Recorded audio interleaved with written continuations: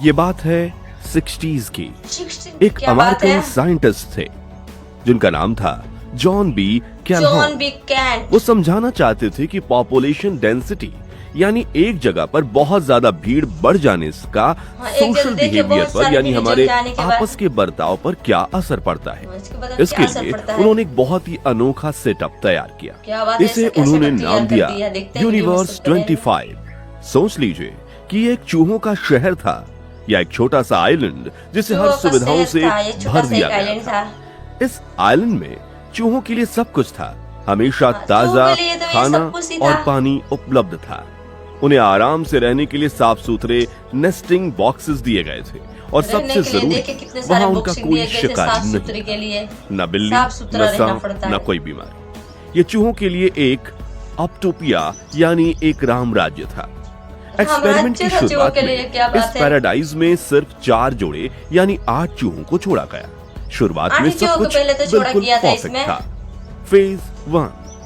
जैसे ही उन 8 चूहों को उस परफेक्ट दुनिया में छोड़ा क्या गया, बात है? उन्होंने वही किया जो कोई फेज भी 1। जीव ऐसे माहौल में करेगा। उन्होंने एक्सप्लोर किया, अपने घर बनाए और पहले उनकी देखिए ये 8 आबादी चूहों को बढ़ी। दुनिया में छोड़ा गया शुरुआती था। दौर में पॉपुलेशन हर 55 दिन में डबल हो रही थी। चूहे खुश एक्सर थे, किया, आराम से करने आपस या फिर में आबादी मिलजुल कर हुई। रहा करते थे और उनका सोशल स्ट्रक्चर बिल्कुल नॉर्मल था।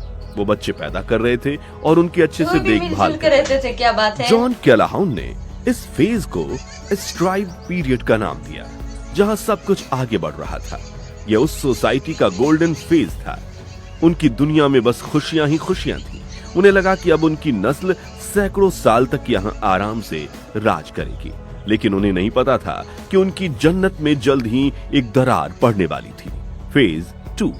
कुछ ही महीनों में पॉपुलेशन 600 के पार पहुंच गई।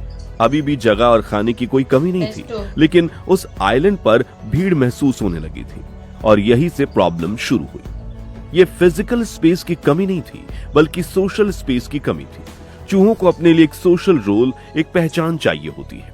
जैसे सोसाइटी में कोई लीडर होता है, कोई प्रोटेक्टर होता है, कोई प्रोवाइडर होता है, लेकिन अब इतने चूहे हो गए थे कि हर किसी के लिए रोल ही नहीं बचा था। एक नए जन्मे चूहे को समझ ही नहीं आ रहा था कि उनका इस सोसाइटी में काम क्या है। इसके कारण सोशल स्ट्रक्चर टूटने लगा। मेल चूहे जिनका काम अपनी टेरिटरी और फीमेल्स को प्रोटेक्ट करना था, वो आपस में ही लड़ने लगे। उनमें स्ट्रेस और अग्रेशन बढ़ने लगा। माहौल में एक अनजाना सा तनाव घुलने लगा था।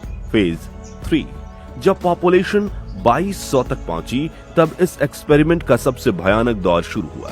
इसे कैलाहाउन ने बिहेवियरल सिंक का नाम दिया, मतलब बिहेवियर का पतन। अब हालात काबू से बाहर हो चुके थे। चूहा का पूरा समाज टूटकर बिखर गया। माँ चूहिया अपने बच्चों को पैदा होते ही छोड़ देती थी या कभी कभी उन्हें मार भी देती थी। प्रजनन की प्रक्रिया पूरी तरह से खत्म हो गई। कई मेल्स चूहे इतने ज्यादा आक्रामक हो गए कि वो बस लड़ते रहते, खाते और सोते। उन्होंने दूसरे चूहों पर हमला करना शुरू कर दिया और बिल्कुल उलट एक नया ग्रुप पैदा हुआ जिन्हें कैलाहाउन ने द ब्यूटीफुल वंस का नाम दिया। ये वो मेल चूहे थे जिन्होंने सोशल रेस से खुद को पूरी तरह से अलग कर लिया था। वो ना लड़ते थे, ना मीटिंग करते थे, ना कोई सोशल एक्टिविटी में हिस्सा लेते थे। वो बस खाते थे, सोते थे और घंटों तक खुद को साफ करते रहते थे। इसलिए उनके फर हमेशा चमकते रहते थे। वो अकेले रहते थे और किसी से मतलब नहीं रखते थे। वो आत्मा से मर चुके थे, बस उनका शरीर जिंदा रहते थे। सोसाइटी में कैनिबलिज्म यानी कि एक दूसरे को खाने की प्रथा भी आम हो गई। ये पैराडाइज अब जिंदा नर्क बन चुका था। फेज 4। इस केओस के बीच पॉपुलेशन ग्रोथ रुक गई और फिर तेजी से गिरने लगी।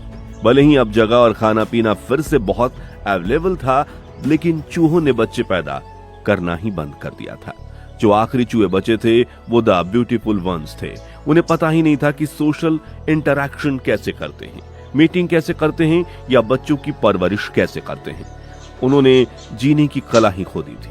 एक्सपेरिमेंट के 600वें दिन के बाद आखिरी बच्चे का जन्म हुआ। इसके बाद कोई नया चूहा पैदा नहीं हुआ। धीरे धीरे करके एक एक करके सारे चूहे मरते गए। एक पूरी की पूरी सिविलाइजेशन, एक ऐसी सभ्यता जिसे सब कुछ दिया गया था, वो हमेशा के लिए खत्म हो गई। उस परफेक्ट दुनिया का अंजाम हुआ एक्सटिंक्शन। वो पैराडाइज खुद ही अपनी कब्र बन गया। चूहों की आत्मा मर चुकी थी उनका सामाजिक ताना बाना इस हद तक टूट चुका था कि वो फिर कभी जुड़ ही नहीं पाया। तो इस एक्सपेरिमेंट से हमें क्या सीख मिलती है? जॉन कैलाहॉन का यूनिवर्स 25 एक्सपेरिमेंट सिर्फ चूहों की कहानी नहीं, ये हम इंसानों के लिए चेतावनी है, एक आईना है।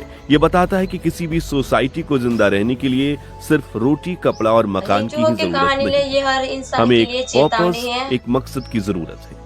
हमें सोशल कनेक्शंस, रिश्तों और एक कम्युनिटी की जरूरत होती है। आज की दुनिया में देखिए, हम बड़े बड़े शहरों में रहते हैं, सोशल मीडिया पर हमारे हजारों दोस्त हैं, लेकिन फिर भी अकेलापन बढ़ता जा रहा है।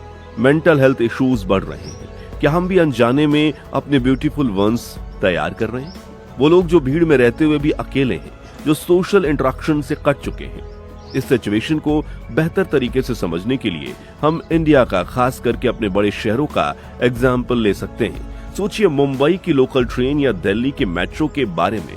पिक आवर्स के टाइम वहां फिजिकल स्पेस की इतनी कमी होती है, लेकिन उससे भी ज्यादा वहां एक सोशल स्ट्रेस पैदा होता है। लोग अनजाने में ही एक दूसरे से चिड़चिड़े हो जाते हैं। छोटी छोटी बातों पर गुस्सा आता है। भले ही हमारी बेसिक जरूरतें पूरी हो रही हों, लेकिन जब हमें अपने पर्सनल स्पेस या अपनी एक सोशल आइडेंटिटी नहीं मिलती, तो हमारे बिहेवियर में बदलाव आने लगता है। ये चूहों के यूनिवर्स 25 में भी हो रहा था।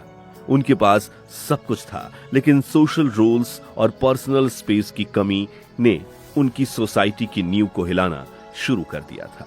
वो एक ऐसी अनोखी भीड़ का हिस्सा बन गए थे जहां रिसोर्सेज तो अनंत थे, पर सुकून खत्म हो रहा था।